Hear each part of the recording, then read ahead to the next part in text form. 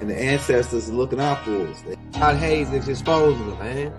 Okay, you see that chair right there? See how big it is? Yeah. Now look at the poke here under it. Scroll down, look at the poke here under it. Never have it been made so clear. Young TV.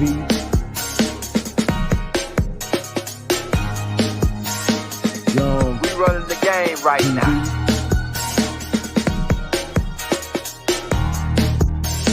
Young TV. Time to take over. Young We the hottest in the game. Hit that like, hit that subscribe button. If you just not tuned in. TV. Share, like on your Instagram, Facebook.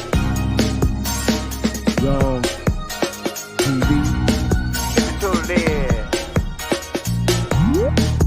we broadcasting live from 2030, baby.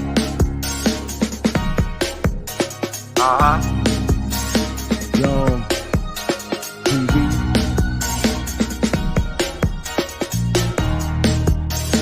Young Taking over the game, baby. Oh yeah. Young TV. Hit that like. Young TV. Get them likes up in the air, you heard me? Young TV. Ride by. Hotel Islam. Young TV. Assalamu alaikum. Shalom alaikum. Young TV. Keep in mind about the COINTELPRO, which everybody think that went away, but secretly still exists. Many of our people have been victimized by this particular organization, going our way back as far as the 1960s. Keep in mind, this organization was set up by the killer clowns to monitor the rise of a Nubian Messiah type being, a being that would rise to help his people or to rise his people up and lift them out of the state that they're in. And as we always tell you, never underestimate the killer clowns. They are skilled, they are trained, they have the finances and the numbers and the government and the police bagging them. We will be putting out a tape called Who Are the Killer Clowns, which will break down more on who these guys and what they all about. Now, like we told you, JFK Hoover is part of the Killer Clowns. Also, Harriet Truman, who was the president during that time, is part of the Killer Clowns. It was pretty striking. The Watergate exposures came out at the very same time as the exposures of COINTELPRO. Same time. COINTELPRO was a massive government criminal operation directed against the population that went through 4 administrations, mainly Kennedy and Johnson and Nixon, started a little earlier. And it targeted virtually all critical thought and action for not only surveillance, but for disruption. It went way beyond the Snowden case. It went as far as literal political assassination. In fact, right at the time of Watergate, there was an exposure of the fact that in 1969, in one of the COINTELPRO operations, this is an FBI operation. FBI is the National Political Police. So they were trying to destroy the black movements, and they really decimated them. Mostly the worst case, which had just appeared at the time of Watergate, was the assassination of Fred Hampton. Fred Hampton was a Black Panther, an organizer, a very successful organizer, no criminal charges, nothing like that. He was organizing in the Chicago ghettos. The FBI, under COINTELPRO, wanted to assassinate him. They tried at first to incite a criminal gang in the ghetto, the Rangers, Blackstone Rangers, to kill him. They sent false letters to the heads of the Rangers written in kind of fake black dialect, which they decoded instantly.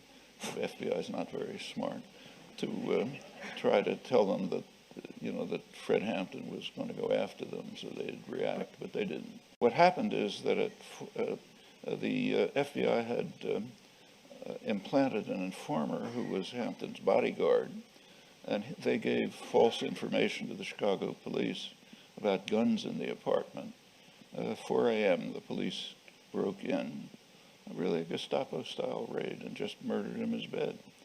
That act alone just swamps all of the Watergate exposures.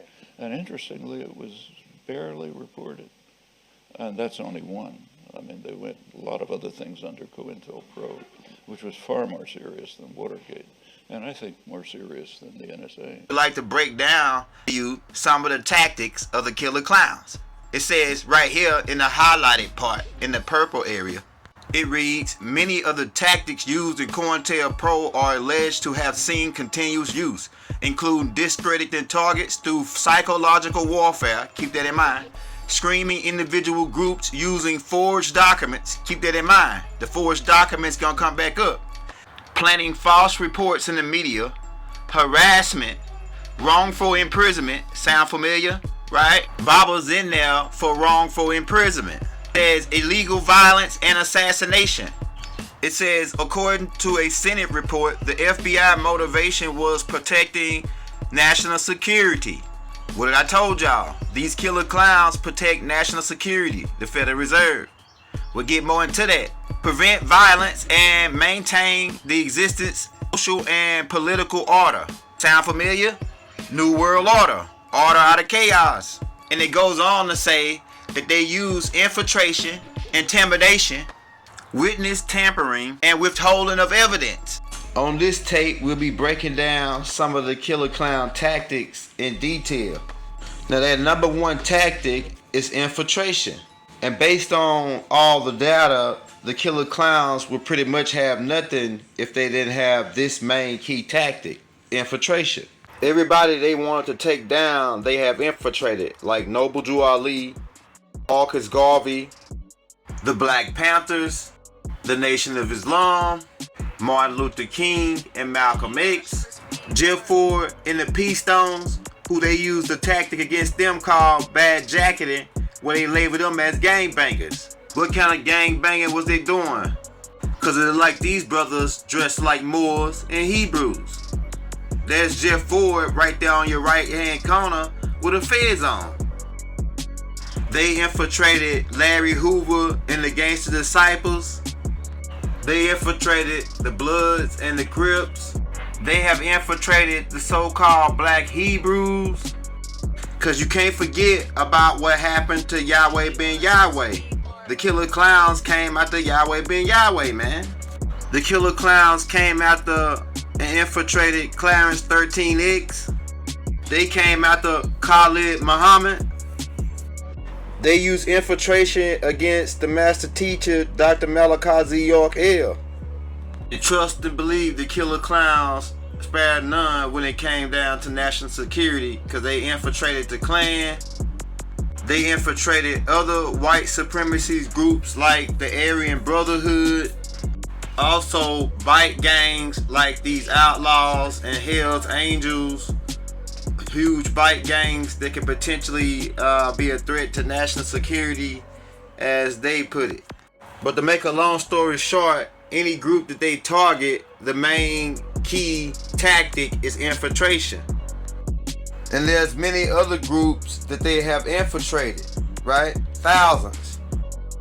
Now, infiltration is the action of entering or gaining access to an organization or place surreptitiously, especially in order to acquire secret information or cause damage. In warfare, infiltration tactics involve small independent light infantry forces advancing into enemy rear areas, bypassing enemy front line strong points, possibly isolating them for attack by follow-up troops with heavier weapons. This is a quote taken out of the Art of War. It says, all warfare is based on deception. Hence, When able to attack, we must seem unable. When using our forces, we must seem inactive. When we are near, we must make the enemy believe we are far away. When far away, we must make him believe we are near. Another quote in the Art of War about infiltration and deception. It says, Shinzu best expressed the martial arts role of deception in saying all war is based on deception. Deception can involve false maneuvering, feigning attacks, misleading orders of battle, and creation of deceiving indications of strength or weakness in attempts to influence an enemy's actions. Here's another quote on infiltration, right? It says, infiltration is a form of maneuvering wherein attacking forces conduct undetected movement through or into an area controlled by enemy forces. The goal is to occupy a position or advantage behind enemy positions while exposing only a small friendly element to their defense fires. You must also remember how the Greeks invaded Troy, the city of Troy, right? Using the Trojan horse. They created a wooden horse, right, where they planted soldiers inside, and they gave it to the people of Troy as a gift. Some people in the city opted to burn the thing, but some people disagreed. And because of this disagreement, as they fell asleep, these soldiers came out of the horse and took over the city. So this is a form of infiltration that goes way back. So to sum it up, what is infiltration? Infiltration is to get somebody inside the organization so that they can relay information back to their handler, and this information can be used as leverage or whatever the case may be, so they can find the leader and find out who's in charge so they can pretty much neutralize them or use false imprisonment. Have been infiltrated. All right, they have been infiltrated, and nowadays when they infiltrate, they use people that are close to you to get to you to get certain information so they can counter the movement. That's what people don't realize. People don't realize this. Like we said, they use Judas to get close to Jesus because Judas ran with Jesus, right? In the case of Caesar and Brutus. And it's mighty funny that this story is similar to the story of Judas and Jesus, but nevertheless, Brutus betrayed Caesar and Brutus ran with Caesar. You starting to get the picture here? In the case of Marcus Garvey, as we pointed out on part 2, the first black FBI agent, right, James Wormley Jones, was used to infiltrate Marcus Garvey. They used Clyde Green Bay and Lomax Bay to infiltrate Noble Drew Ali and his Moore Science Temple movement. They used William O'Neill to infiltrate the Black Panthers because, like we said, they got to get somebody that looked like us from amongst us to infiltrate us, or they would literally have nothing. If our own people then help them to succeed in taking us down. They used Bayard Rustin to infiltrate Martin Luther King. They used Jesse Messi Jackson to infiltrate Martin Luther King. And remember that day they told Jesse not to wear a tie? Yeah, Jesse, we know you was working with the Killer Clowns against Martin. And you got some knuckleheads that's listening now that says, what's your point? My point is, you can't use a Nubian or black dude, a Nubian, to infiltrate the Black Panthers. It's all about blending in. Now we're about to cut to a clip where Darthart Perry, who was an informant for the FBI and went undercover to infiltrate the Black Panthers. And he got detailed how he did it. Let's get into it.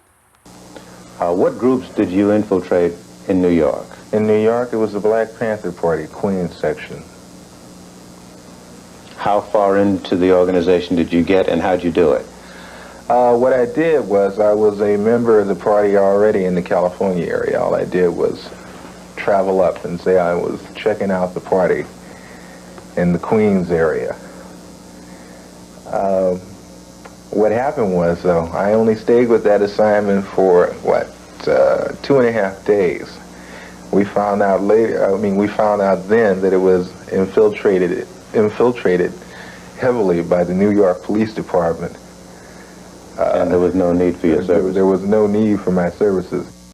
Another guy by the name of William O'Neill, who was tasked with infiltrating the Black Panther parties of Chicago, goes into detail on how he was used by the Killer Clowns to infiltrate the Black Panthers. Let's get into it. A few months, 3 months maybe passed before he asked me to join the Black Panther Party. Now, what did Mitchell ask you to do? Well, he didn't give me any specific instructions at that point. He just said, Can you say instead of he? Roy said basically, just go and see if you can join the Black Panther Party. I understand they're recruiting Panther members. So why don't you go down to the office and see if you can join. If you get in, give me a call back. So the next day, I got on the bus and went down to the office of the Black Panther Party. It was located on Western and Madison. And walked in the office, about 3 or 4 Panthers in the office. And I think I was about the 5th member in the Chicago chapter to join. At this big office building and up on the 2nd floor, they had about 5 or 6 offices. And very little personnel to run things, so positions, it was easy to get a position. So they appointed me as a security captain. That was the first time I met Fred Hampton, and he was the chairman, the spokesman for the party, and Bobby Rush was the Minister of Defense. He was Huey P. Newton's deputy, which was a top man in the state of Illinois at that time. In order for the Killer Clowns to turn these people, they need to turn them into what they call informants. Now, there's different types of informants, but for the most part, they get somebody that's a member of the organization already because it's easier to use somebody that already run with them. What is an informant? An informant is a person that gives information to another. A tattletale. Not all informants are particularly snitches, because snitching is telling dirt on somebody. But if they don't got no dirt on them, informants are charged with making up dirt or creating dirt. What does being an informant mean? An informant, also called an informer, or as a slang term, a snitch, rat, canary, stool pigeon, stooler, or grass, amongst other terms, is a person who provides privileged information or usually damaging information intended to be intimate, concealed, or secret about a person or organization to an agency. What is an informant in jail? Jailhouse informant, also known as snitches. What is an informant in jail? A jailhouse informant, also known as snitches, are incarcerated people who provide testimony or information to the prosecutor in exchange for lenient treatment in their own case. So pretty much all my real street niggas know what a snitch is, right? That's a real thin line on snitching. Snitching applies to people that's part of the game, not an old lady who witnessed a heinous crime out of her window. Another term they got for these guys in the hood, in the streets, is rat. And might I point out, rats always go for the cheese. In other words, an informant is used as the pun for the Killer Clowns. But the Killer Clowns had took their informants to a whole nother level where they do sabotage, collecting data, surveillance, spying, espionage, planting of evidence, illegal entries. And we'll get into all of that, right, into details. So an informant can become more than a snitch. An informant can be used to create dirt or to create a thing or use a thing they call entrapment. Now, this is another tactic used by the Killer Clowns to set people up and to frame people and to blackmail and to pretty much get their cases through, right? Because they're dirty. Entrapment, the state of being caught in or as in a trap. The action of tricking someone into committing a crime in order to secure their prosecution. This is one of the tactics that the Killer Clowns use, y'all. The definition of entrapment. Entrapment is the instigated or inducement of a person into a commission of a crime by an officer of the law. A tactic used by law enforcement agencies whereby a person is encouraged to commit a crime so that he can be prosecuted for it. Wow. There's a difference between telling somebody and making a suggestion. The entrapment is if I go and tell him, yo, come on, let's go rob a bank. And you know that was not his intention, that was my intention. So I'm entrapping him. I don't make the suggestions. I may go and say, damn, there's a lot of money in there, boy. I see all of my dropping off all that damn money. And he feeds into it and he go, I sure like to take that. What about your current target? Are your handlers trying to suggest that you... I don't suggest anything. I wait till as we speak and to get to know each other what we speak about. So when he brought up camping, that was my key opening right there. The door opened up for me to make a suggestion now. I said, yo, that's cool, man. We can all go camping. I said, you know, why don't we just go a little further? We could train, man, like we do in the military. Entrapment. A useful definition to have is that of entrapment. Entrapment is when a person is encouraged to carry out a criminal act by the law enforcement and is then prosecuted for it. Entrapment is not the same as providing the opportunity for crimes such as a string operation. There has to be active encouragement from the police. It is currently illegal to use entrapment. However, there are reasons you might give for its legal station. A person is not guilty of a crime if, by entrapment, his conduct is induced or solicited by a government officer or employee or agent or either for the purpose of obtaining evidence to be used in prosecuting the person for the commission of the crime. So pretty much they made a way to where they can use entrapment to set you up and to frame people, but you can't prosecute them for it, but you can get out of the crime if you can prove that they used entrapment. It says right here, is entrapment illegal in the U.S.? While it is not illegal, it is also not legal. The reason why it is not considered a crime is basically that no police officer or law enforcement will be prosecuted for it. Your attorney, on the other hand, can use it to your advantage if there are elements to prove they entrapped you. So to sum it up, when they use entrapment, you can beat this in court, right? I remember back in the day in the hood when we used to be, you know, hustling or whatever, we used to ask people that, you know, with new faces or whatever, we used to ask them, are you the police? Because if you ask them, are they the police, and they say they're not the police, and then they turn out that they are the police, then you can say they used entrapment. The state boys who really are jackers, highwaymen, right? Jackers, they hide behind stop signs and hide behind, you know what I'm saying, different things, hide in the woods and shit, hiding all in dumpsters to write niggas tickets. And it's really a form of entrapment. Now we're about to get into how J. Edgar Hoover and the Killer Clowns, the FBI, do their recruiting as far as the informants, using entrapment, using a thing called blackmail and intimidation, right? And pretty much framing and setting people up, setting our people up and intimidating them and holding leverage over their head, coercing them, right? We're going to get to some of the definition of these things. But they use these things, this entrapment, this blackmail, as leverage. What is blackmail? The action treated as a criminal offense of demanding payments or another benefit from someone in return for not revealing, compromising, or damaging information about them. This talks about framing. It says in the United States criminal law, a frame-up or setup is the act of falsely implicating, framing someone in a crime by providing fabricated evidence or testimony. In British usage, the frame or stitch-up is to maliciously or dishonestly incriminate someone or set them up in a sense, trap or ensnare.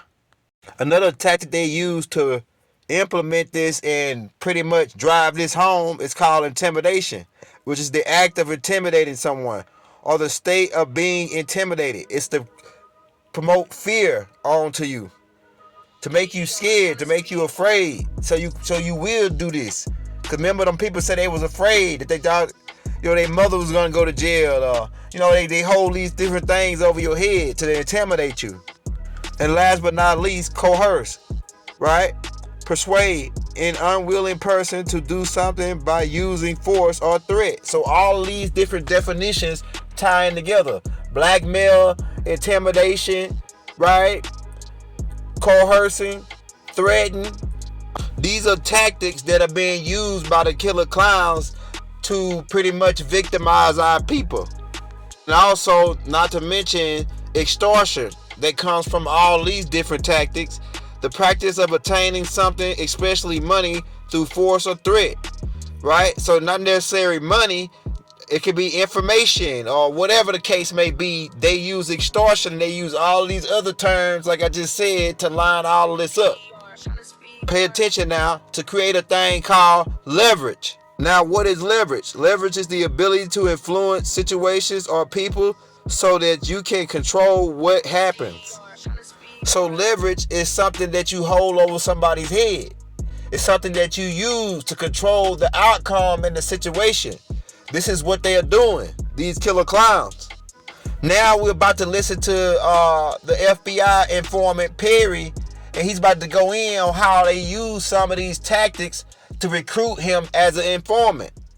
We began with his account of how he was recruited by the FBI. I was a student at Sacramento City College and Sacramento State College. I was stopped in the parking lot one day by a special agent by the name of Frank.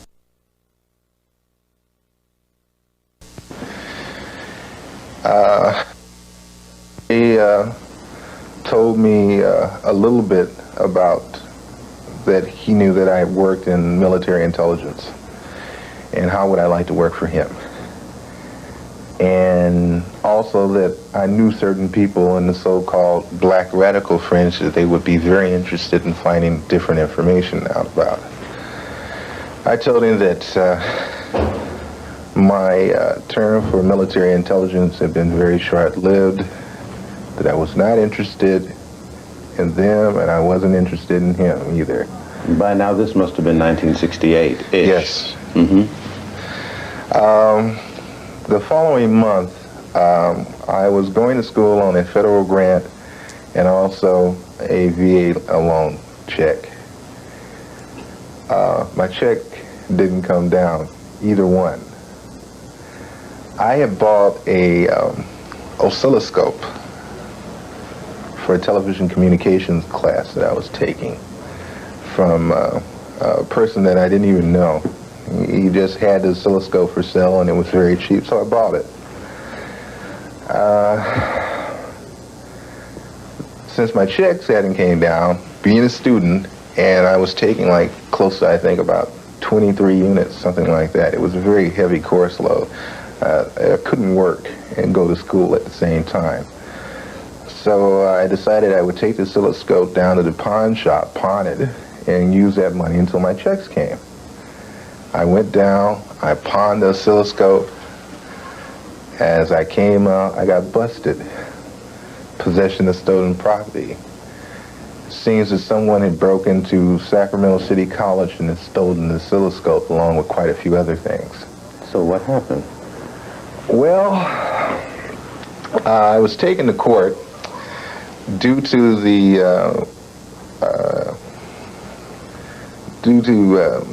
a friend of mine, attorney in Sacramento that I had been working for. He intervened for me and it was broken down to misdemeanor possession of stolen property, which I was given 3 years summary probation for. Let me clarify this. Summary probation means that all you have to do is you write a letter into the probation officer every month and you say, well, I've been a good boy this month. Bye, you know. I got an offer for a scholarship at Los Angeles City College, which I took advantage of, and I started going to Los Angeles City College and UCLA in Los Angeles. Coming out of LACC from the school one day, I was met again by the same special agent who said that he wanted to talk to me, and the offer was still good about me working for him Again, I told him no, I was not interested. Then told me that I should be interested because they could help me with a problem that I had. And I told him I didn't have any problems that I knew of. He said, oh yes, you remember the possession of stolen? I said, yeah, well that's summary probation, man. I just write a letter in every month. He said, oh no, that's not summary probation. It turned out it's a felony probation for 3 years, which means you have to report in every week. To bring it down to a nutshell, what happened? What happened was that as far as they were concerned, it was felony probation now. And if when you jump probation, that means they can put you in for the rest of the term of the probation, which came through about 2 years and 10 months. And so they threatened you with that? Yes, they did. Why didn't you stand up to that? I called the probation office in Sacramento first. They told me a warrant was out for my arrest and that I was going to jail. Did you have any particular fear of jail? Yes. I don't like to be shut in. I have a very, very dark fear of being shut up anywhere.